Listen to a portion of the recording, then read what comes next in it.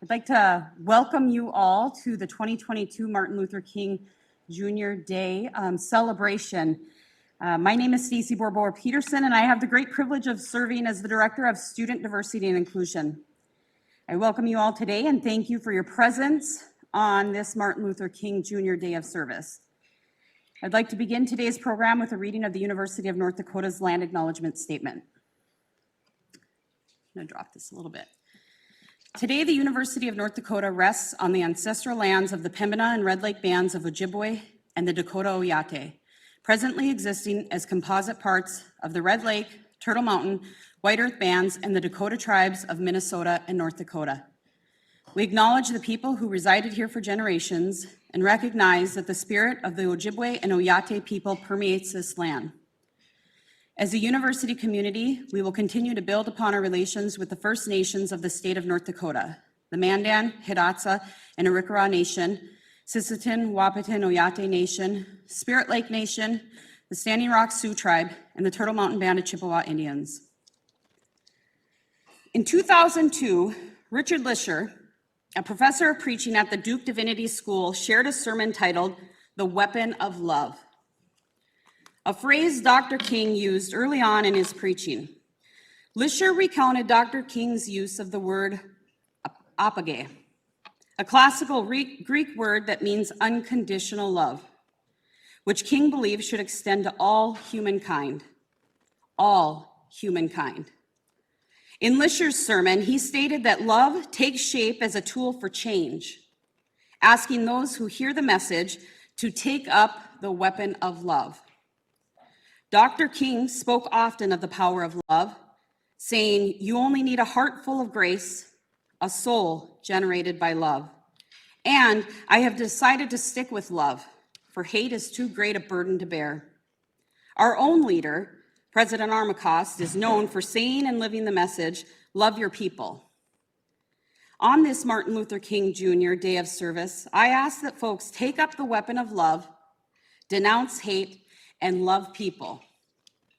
As I spent this day reflecting on Dr. King's legacy, influence, and his message of love, I am reminded of the privilege and honor I have in working to advance justice, inclusion, and equity in higher education. Part of that privilege is getting to support and advocate for some of the most amazing students. It is my great honor to introduce one of those students today, our leader of ceremonies, Jaden Hines. Jaden is a senior at the University of North Dakota, majoring in commercial aviation and aviation management. Jaden is a member of the Organization of Black Aerospace Professionals, the Black Student Association, the Latin Student Organization, a student diversity and inclusion peer educator, and a member of the Black History Month 2022 Planning Committee. Please join me in welcoming Jaden Hines.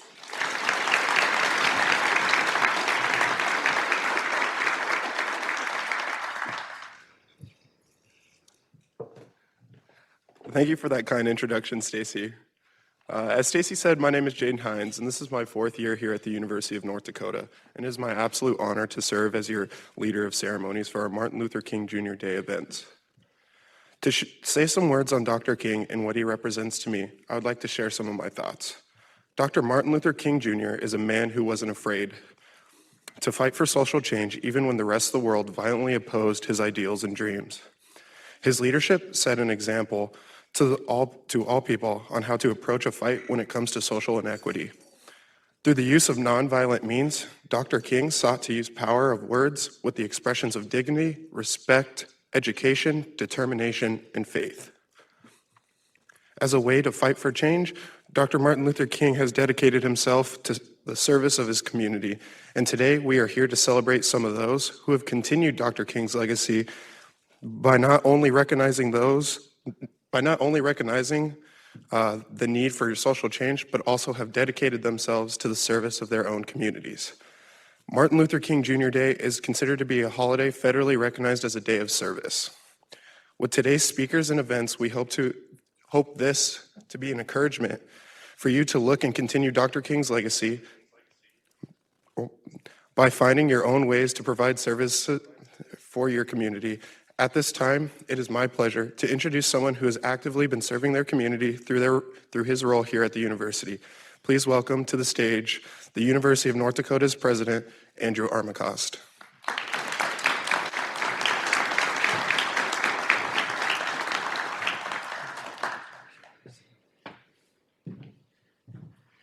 Well, can you hear me? Good. Thank you. It's great to be here on this day of celebration and to honor the life and legacy of Dr. Martin Luther King Jr. And I have to share a personal perspective. And that personal perspective is, I was alive when Dr. King was assassinated, but I was only 5 months old. And yet, the legacy of Dr. King certainly had a profound impact on my life. If I think about my childhood in Bowie, Maryland, in Prince George's County, if you think about the early 1960s, when my town was constructed by the Levitt Corporation, it was what was known as a Levitt town, which was a mass-produced community, and the Levitt Corporation would only sell to white families. By the time I moved in 1971, that had changed, and the schools and the community had become much more integrated, and in fact, the examples that I saw at Meadowbrook Elementary School were ones of harmony in spite of what was happening in the world around. Our playmates came from multiple races. My kindergarten teacher, a black woman by the name of Mrs. Jones, I don't know her first name, nobody ever does with their kindergarten teachers, and our principal, Lucy W. Marr, who we knew as our leader.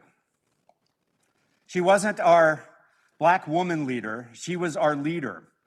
And the interesting part of this is, as young children, the benefit to me as a young white child growing up in Bowie was the fact that I was seeing examples of leadership across all races. Seeing an example, we often talk about how these examples are important for young black children growing up in the schools. For me, it was important as a young white child growing up in schools to see that example of pure leadership. Then I moved to Milwaukee, Wisconsin at age 10. And in that community, we had the same focus on how do we bring our schools together.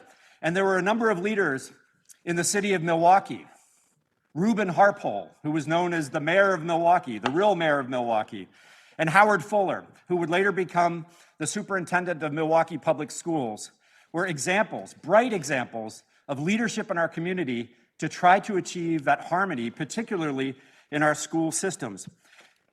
It is that set of experiences for me that has impacted my life, and it's a direct result of the work of Dr. King and many others in the civil rights community.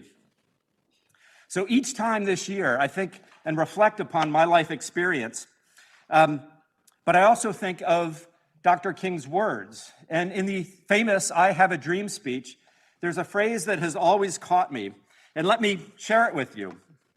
It says, "When the architects of our great republic wrote the magnificent words of the Constitution and the Declaration of Independence, they were signing a promissory note to which every American would fall heir.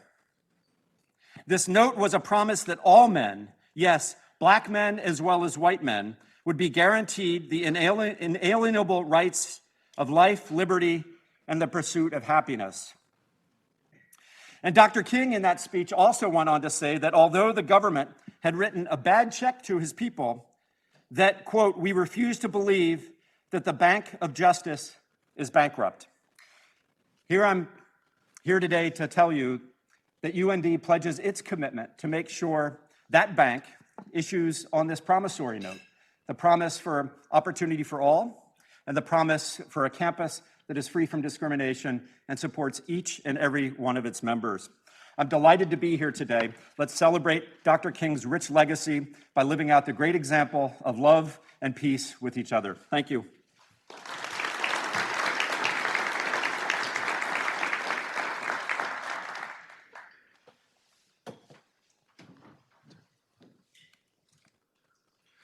Thank you, President Armacost, for your welcoming remarks.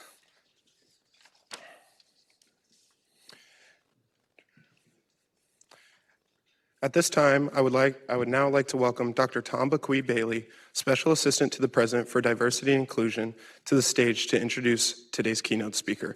Please help me welcome Dr. Bailey.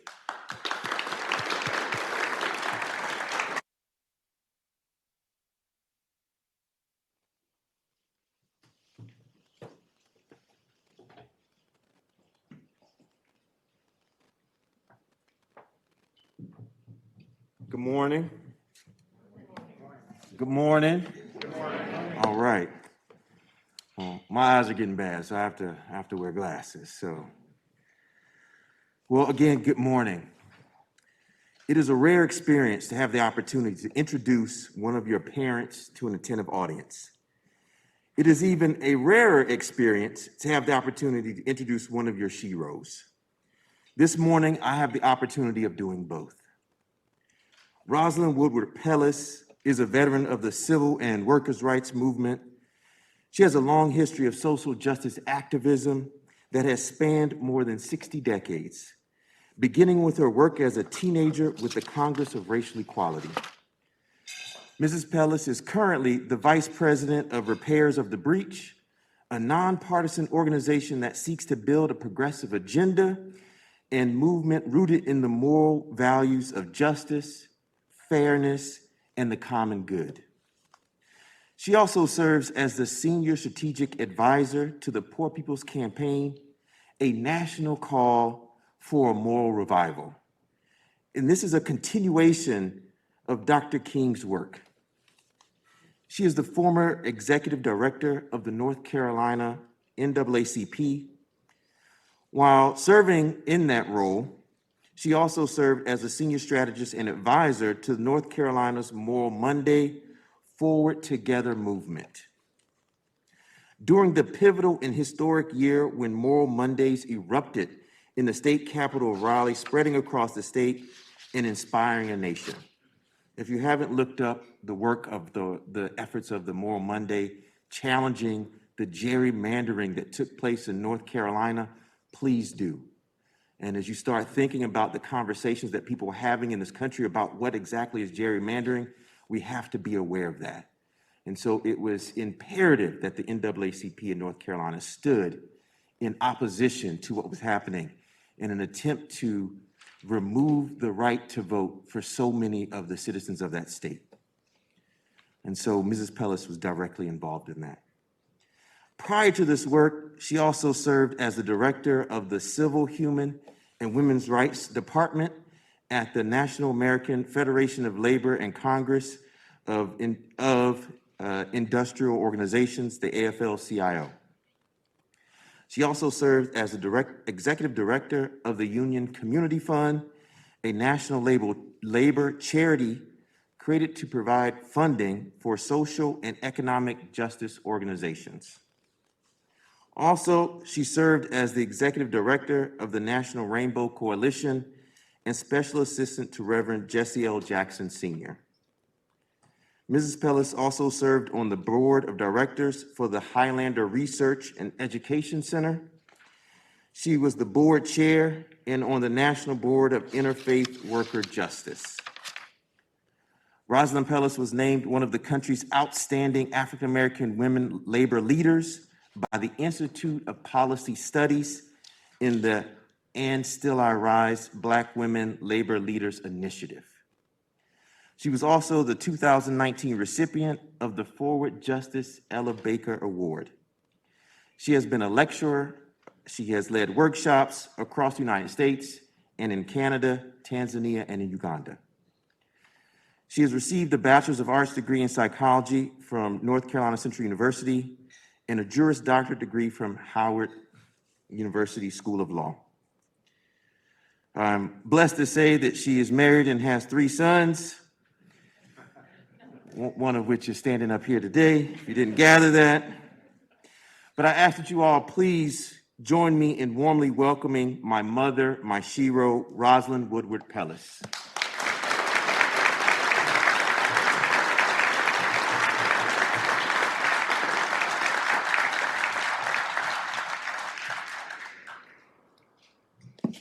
So can I take this off from here? I won't. So first of all, it is unique to have your son introduce you in this kind of setting. And I'm telling you, it's some better introduction that I've ever had. So I thank you for that. So good morning to all, and thank you, Dr. Bailey.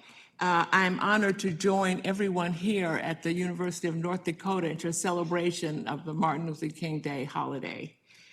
I offer special thanks to President Armacost, to Dr. Stacy, I have to make this sure I get this right, Borboa Peterson, and to Tom Bequee, and then all the people who've made this day possible. You know, this holiday has been celebrated nearly 40 years. The first Dr. Martin Luther King Day was officially observed in January 20, 1986. Dr. King became the first private citizen in the United States to be honored with a federal holiday. This celebration and recognition of Dr. King is of critical importance to our nation.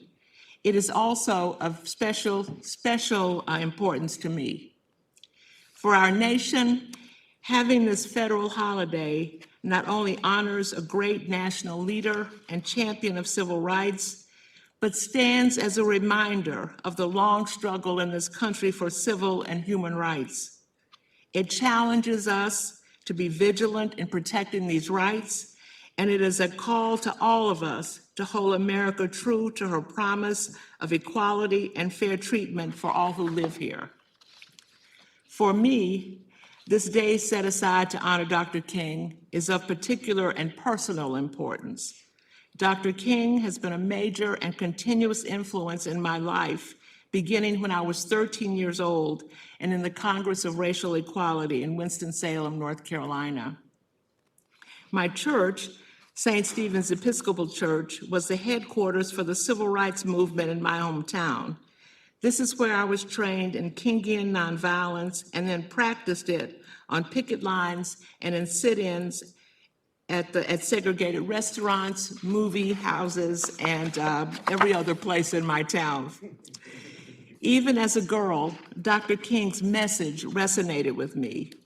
I learned to stand up against injustice, even when people responded to peaceful protests with violence. I learned that nonviolence is transformative, and most of all learned that justice eventually will win. I was also among the 250,000 people who traveled to Washington, D.C. on that hot day in August 1963 for the March on Washington for Jobs and Freedom. There I heard Dr. King's words that inspired the nation.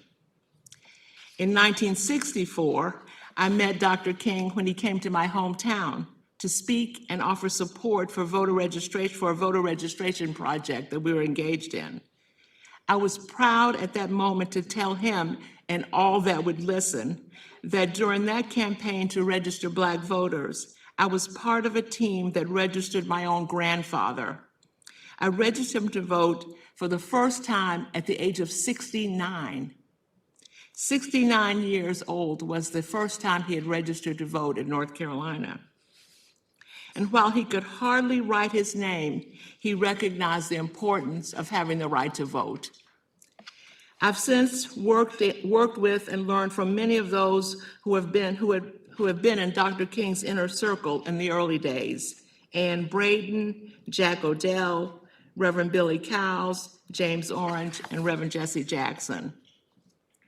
And my work today is with the Poor People's Campaign, a national call for more revival, which is a continuation of Dr. King's work. Dr. King was in fact engaged in this work at the time of his death. To this day, I continue to be guided by the work toward Dr. King's vision of a country where all people are guaranteed human and civil rights, are treated with dignity and respect, and have equal access to economic opportunity. It is because of Dr. King's teachings, his work, and his example that I have been in the struggle for social justice for 60 years.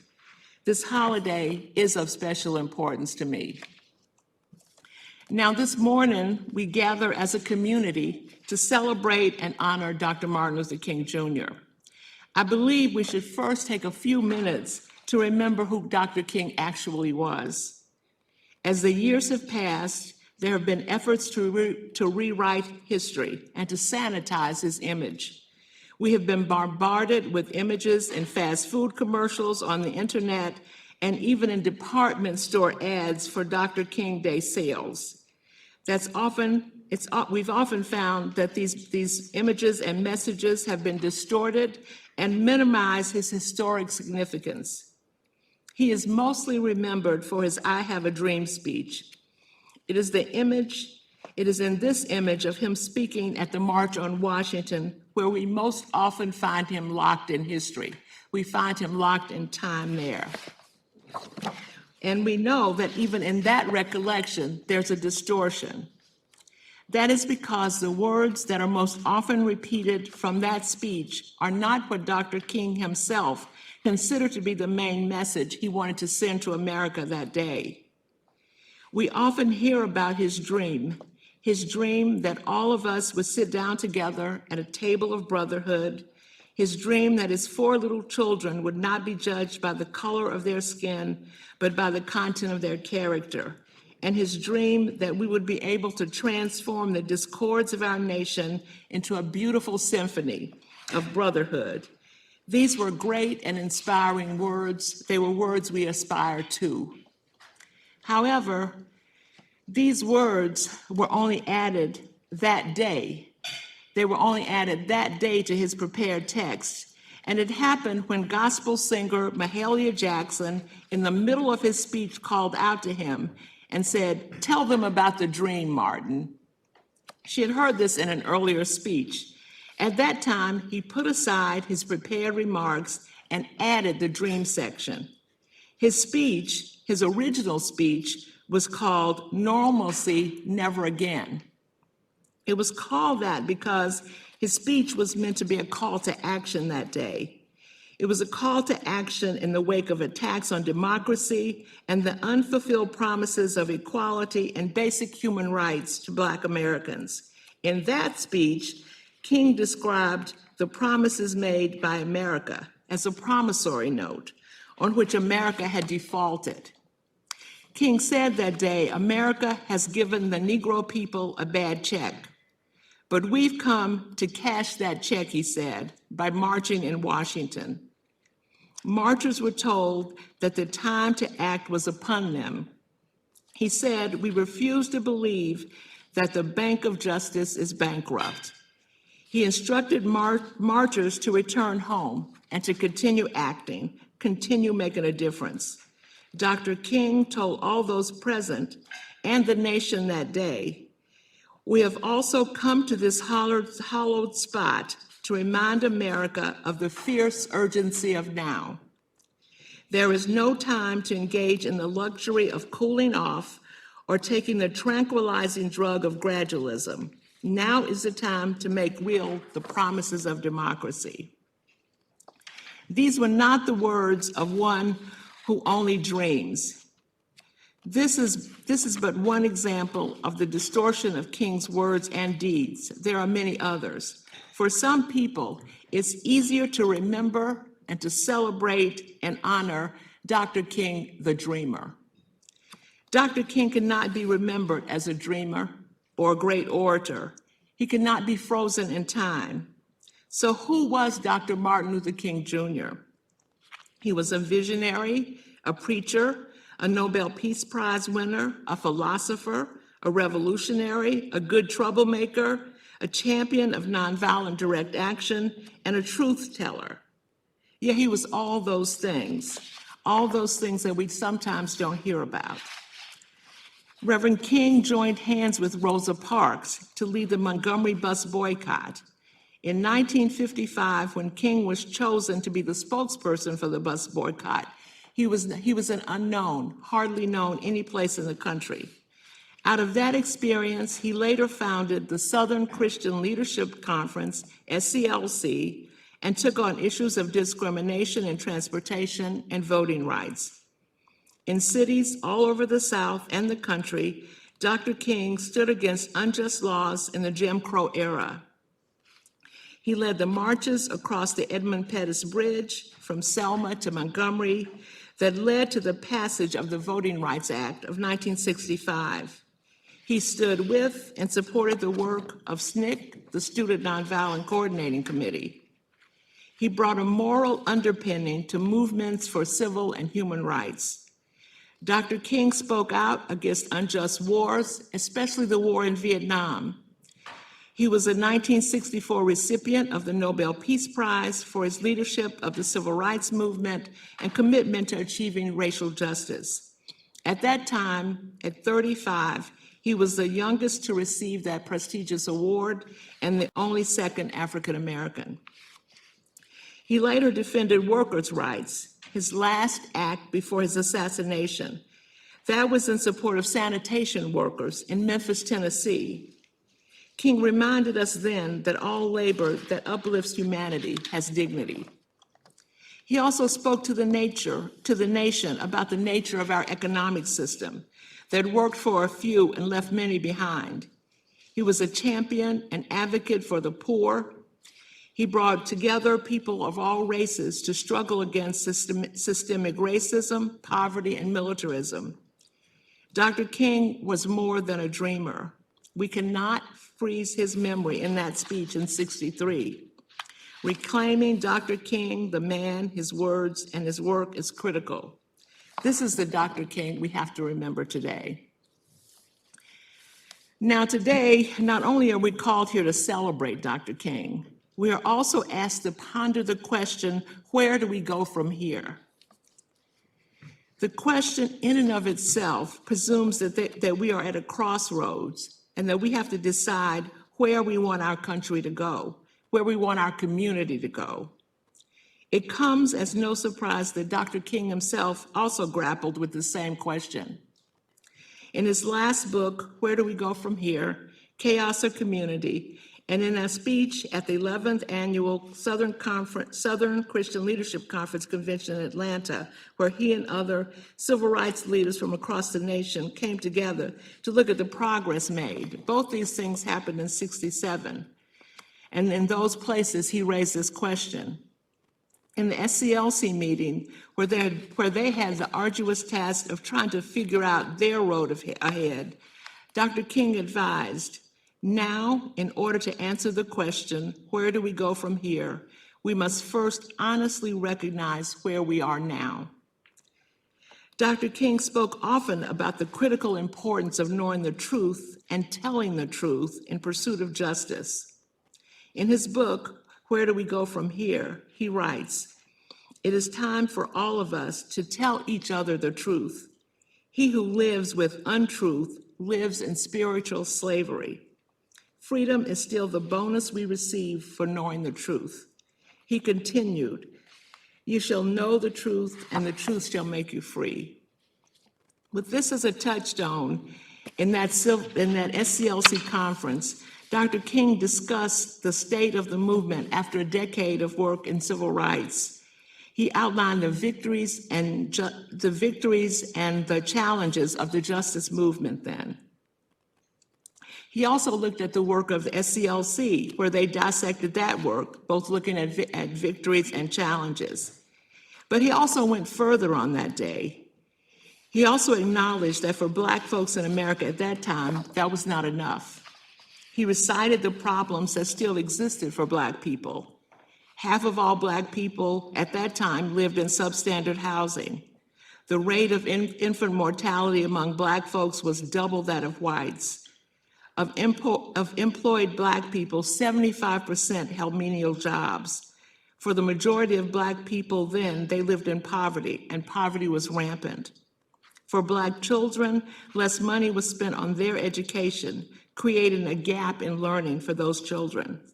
His list went on and on. He also observed that at that time, there were racial tensions and uprisings across the country.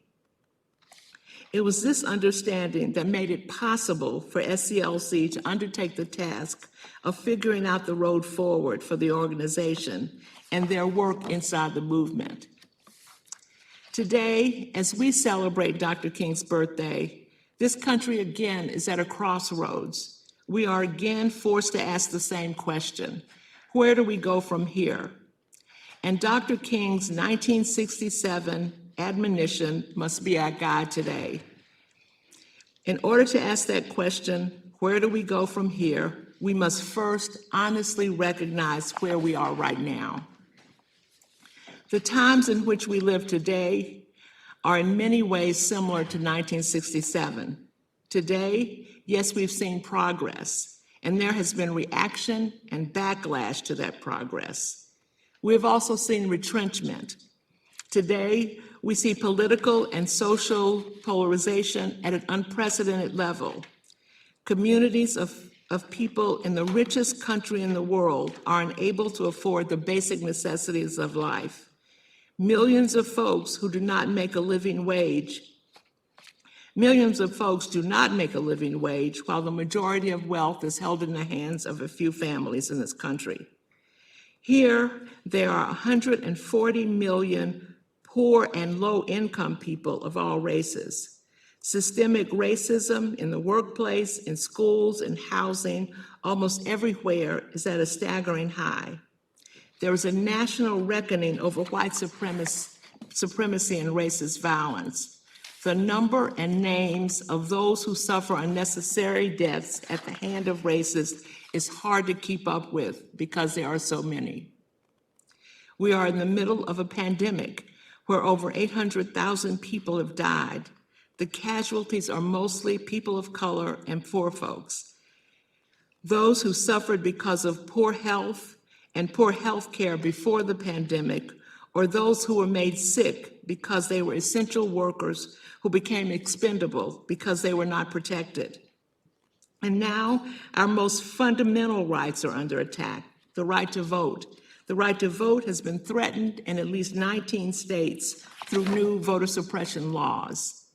At this very moment in Washington, D.C., our elected officials are dragging their feet on the passage of legislation aimed at fighting voter suppression and restoring their enforcement provisions of the 1965 Voting Rights Act.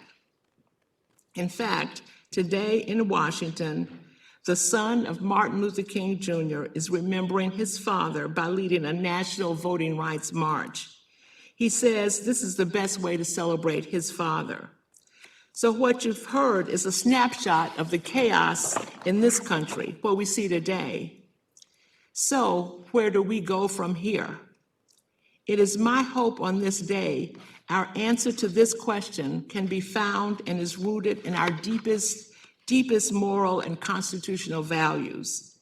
My hope is that we as a community and a nation are guided by our faith and our moral conscience, and our intention to continue to build a more perfect union as described in the preamble of the United States Constitution. That intention to establish justice, that intention ensures domestic tranquility, provides for the common defense, promotes the general welfare, and secures blessings of liberty. My hope is that we together can work toward building the beloved community that Dr. King described years ago. Dr. King's beloved community is a vision. It's a vision in which all people can share the wealth of the earth. In the beloved community, poverty, hunger, and homelessness will not be tolerated because standards of human decency will not allow it. Racism and all forms of discrimination, bigotry, and prejudice will be replaced by an all-inclusive spirit of sisterhood and of brotherhood. In the beloved community, disputes will be resolved. They will be resolved by peaceful conflict resolution and reconciliation of adversaries instead of by military force and power. Love and trust will triumph over fear and hatred. Peace with justice will prevail over war. All of that is the beloved community. Dr. King saw this as not a lofty goal, but he saw it as achievable. And I believe it too. I believe we can do it. Dr. King would say achieving this would require a revolution of values. He would say our society must be transformed into a person-centered society where racism, sexism, classism, ageism, homophobia, and all other forms of oppression experienced by marginalized communities have no place. Dr. King would again say, as he said all those many years ago, our goal is to create a beloved community, and this would require a qualitative change in our souls, as well as a quantitative change in our lives. We can get there, but we have to act. We have to work for that beloved community, wherever we are and however we can. Our contribution can be big or it can be small, but we have to be part of the transformation. We can be actively engaged in movement building for change. We can work in organizations. We can do other direct work, or we can simply make sure that we in our daily lives act in ways that move us toward this goal. Dr. King reminded us change does not roll in on the wheels of inevitability, but comes through continuous struggle. And it will take all of us. It will take all of us who gather here to celebrate Dr. King's life and legacy and work. It will take people all over this country to make this transition. We must make it. We have no choice. This may not be easy. This may make us fearful. This may make us afraid. This may make us worry about what others might say or what others might do, but we must act. King had a lot to say on this. He said the ultimate measure of a man is not where he stands in moments of convenience and comfort, but where he stands at times of challenge and times of controversy. We must find a way, each of us, to work toward building the beloved community. We must be dissatisfied with chaos. We must be dissatisfied with the status quo. His final message at that LCLC meeting in 1967, when they pondered this question, Dr. King concluded by saying that there was a task at hand, and he urged people to leave that place with what he called divine dissatisfaction. Divine dissatisfaction. He said, let us be dissatisfied until those who live on the outskirts of hope are brought into the metropolis of daily security. Let us be dissatisfied until slums are cast into the junk heaps of history and every family will live in a decent sanitary home.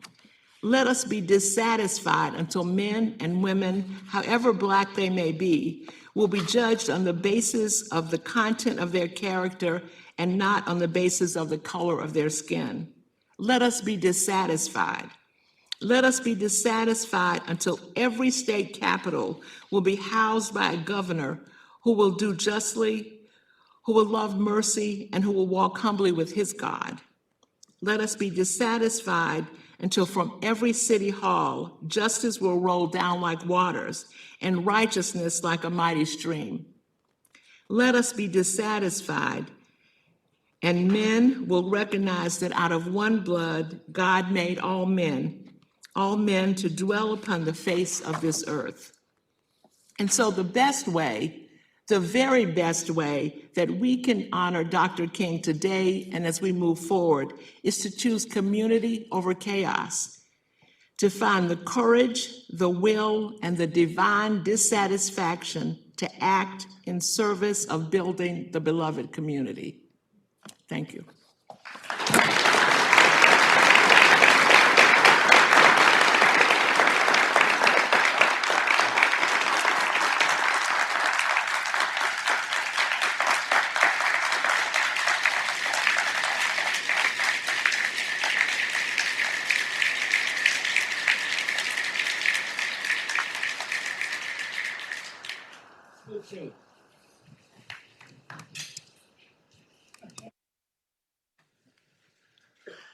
Thank you, Ms. Pelles, for both your time and your message.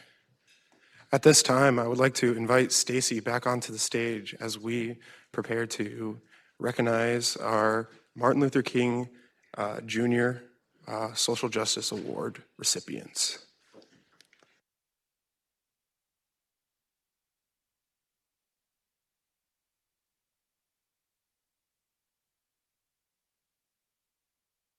It's back on. That was amazing, Rosalind. Thank you so much. Can we give her one more round of applause?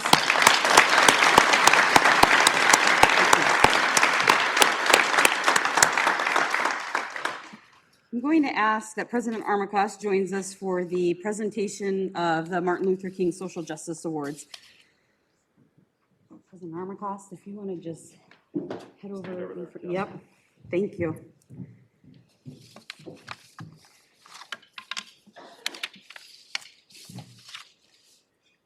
The Martin Luther King Jr. Social Justice Award is given to individuals who actively demonstrate a commitment to social justice in the UND community. These are individuals who strive for social change, advocate for diverse students, faculty, and staff, and have made a significant impact on our community. Award recipients are selected by the Martin Luther King Jr. Planning Committee.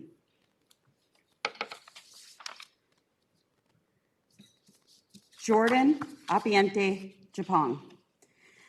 Jordan is a junior at the University of North Dakota, majoring in commercial aviation and specializing in aviation business. Jordan is an active and engaged student involved in numerous organizations.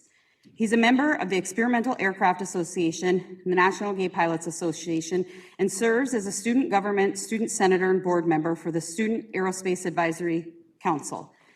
In 2020, Jordan helped launch the Organization of Black Aerospace Professionals, the first at UND. Founded in 1976, OBAP has helped build inclusive environments for the development of aerospace students and professionals from historically excluded communities. Jordan served as the organization's chapter president for 2020 and 2021. Under Jordan's leadership, OBAP went from a small gathering of 3 to well over 20.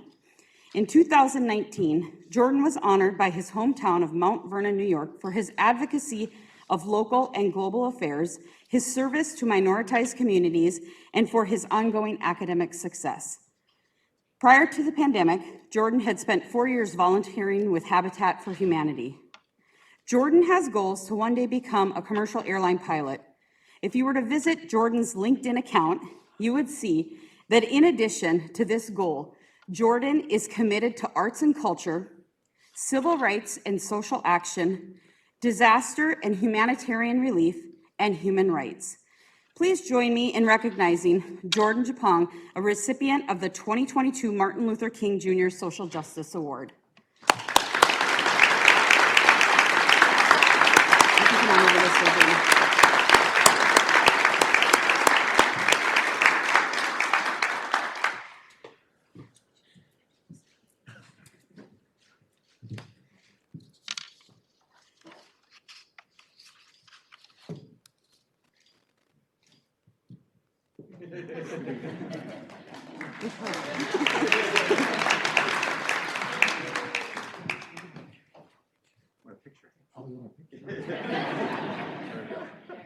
Back in the back. Awesome. We were all smiling.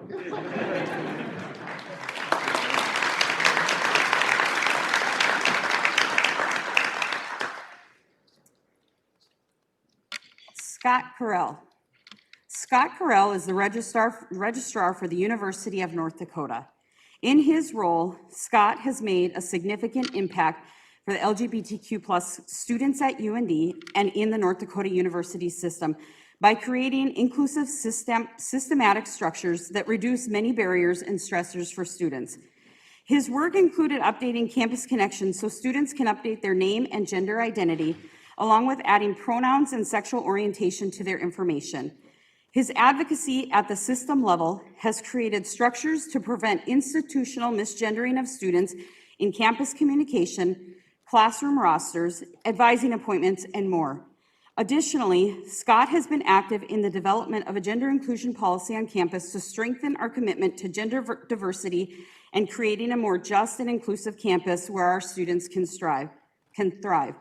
Scott is unable to join us today, but please join me in recognizing him as a recipient of the 2022 Martin Luther King Jr. Social Justice Award.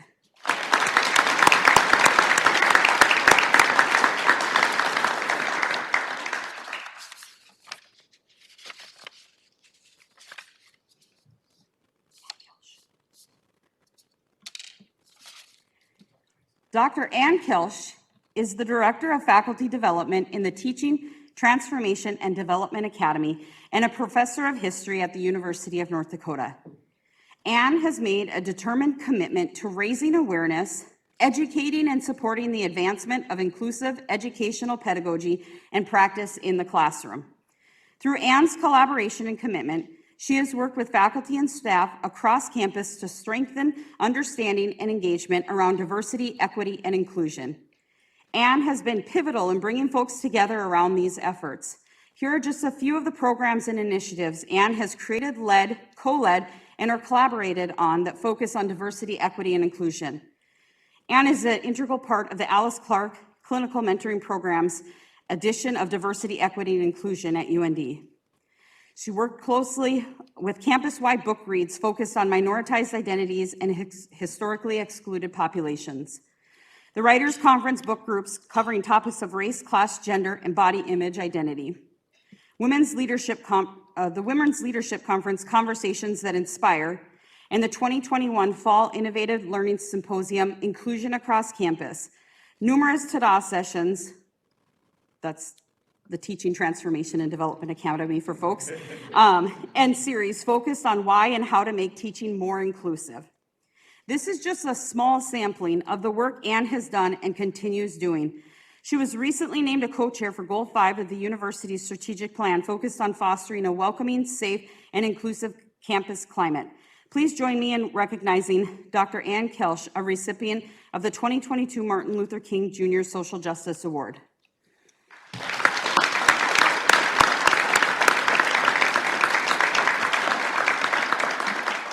Unfortunately, Ann was not able to be with us today, but she sends her gratitude and thanks. Sharon Carson. Dr. Sharon Carson is a Chester Fritz Distinguished Professor in English and a Professor of Philosophy and Religion at the University of North Dakota. Dr. Carson has dedicated much of her professional career to advancing the knowledge, importance, and influence of Black scholars. Her professional portfolio includes courses dedicated to increasing awareness and understanding of Black literature. Dr. Carson has spent the last few years focused on developing a Black Studies minor and has built a library dedicated to Black and African American literature and history. In addition to teaching, Dr. Carson's service to the university has focused on creating equitable and inclusive climates and providing support and spaces for students from historically excluded communities. Dr. Carson has been a stalwart supporter of the Black Student Association, serving as the student organization's advisors for a number of years. During her time at UND, she has created and continued to lead efforts around the Black Studies Project. Dr. Carson recently served on the university's Diversity, Equity, and Inclusion Task Force and the Diversity, Equity, and Inclusion Statement Working Group. During her tenure at UND, Dr. Carson has continuously demonstrated an ongoing commitment to justice and the advancement of equality for minoritized populations within the university community. Please join me in recognizing Dr. Sharon Carson, a recipient of the 2022 Martin Luther King Jr. Social Justice Award.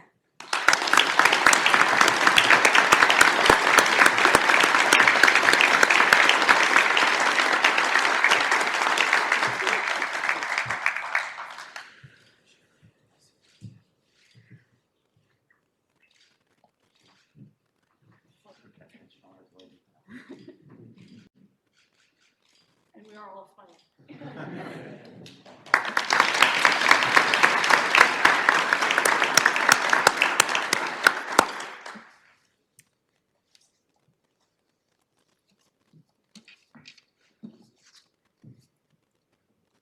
Cara Davis is the Assistant Director of UND's TRIO Educational Opportunity Center. In her role, Cara works with individuals who want to earn their high school diploma, GED, or pursue a college education. Through her advocacy work, Cara provides services to adults, high school students, and veterans looking to further their education. Cara works determinedly on behalf of those she serves, providing academic and financial resource support, educating and raising awareness of inequitable educational policies and practices, and advocating tirelessly for the removal of those barriers.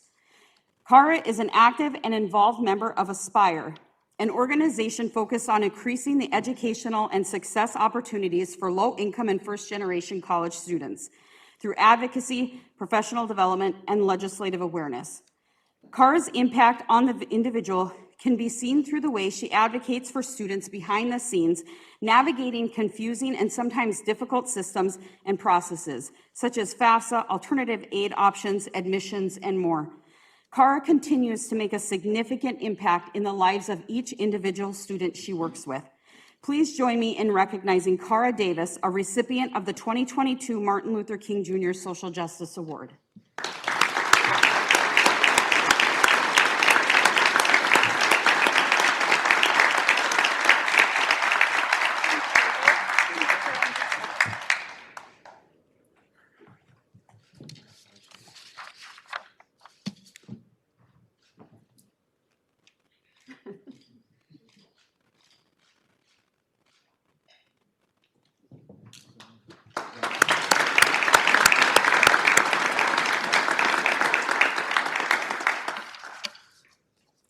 Sarah Owens.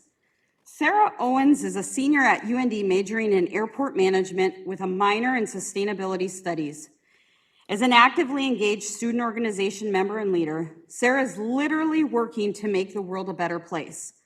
Sarah is the treasurer of Students for Sustainability, an organization actively involved in raising awareness on campus and in the community for environmentally sustainable practices. Sarah is also the vice president of the F Word, an inclusive group of feminists focused on promoting equality through action. During the fall semester, Sarah helped organize the F Word's Period Kit project centered on the fight against menstrual inequality. In addition, Sarah is the vice president of community service for the National Society of Collegiate Scholars and is a member of the 2022 Black History Month Planning Committee. Please join me in recognizing Sarah Owens, a recipient of the 2022 Martin Luther King Jr. Social Justice Award.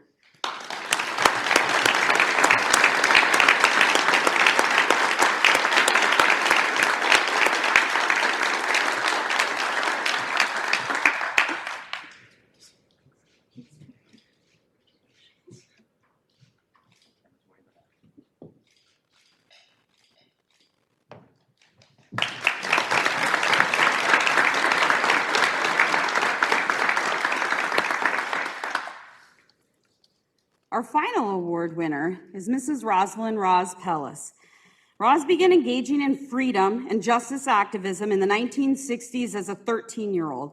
She has spent approximately 60 years fighting for social and economic justice. The Martin Luther King Jr. Social Justice Award was created to recognize the exemplary work done to advance social justice and equity within the UND community. In 2016, Rosalyn came to UND as a guest of the Black Student Association. Rosalyn presented to faculty, staff, and students and met with members of UND's Black Student Association. I was fortunate enough to have recently begun my role with the Multicultural Center and was witness to the impact Rosalyn had on those who attended her presentation and conversation, myself included.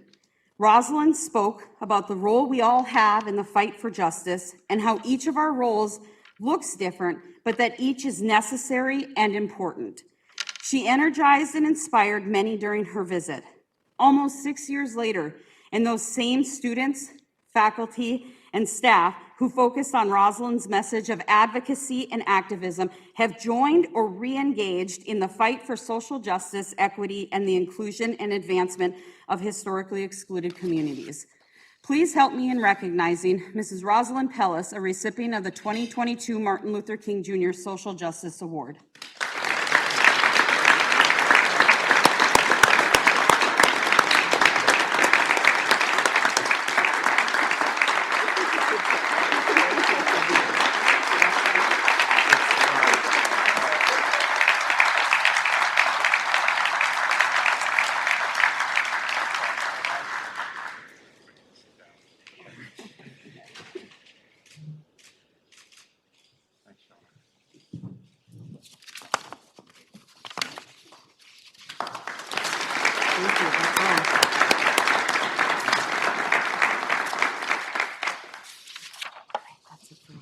Yeah. That is it.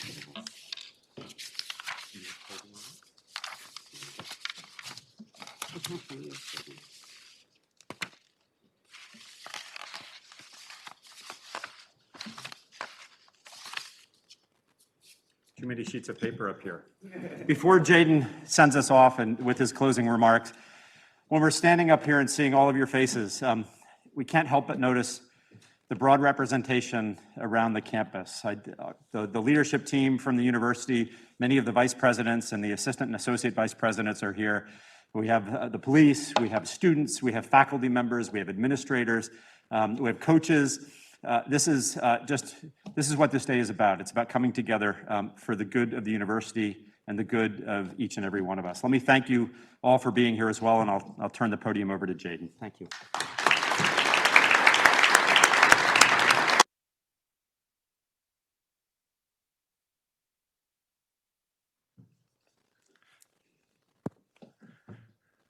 The Dr. Martin Luther King Jr. Day is a federally recognized holiday as a day of service.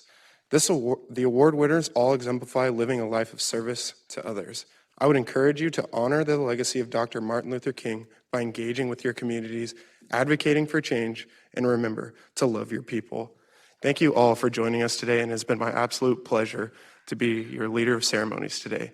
And please do not forget to finish off our food that we have in the back. Thank you, and love your people.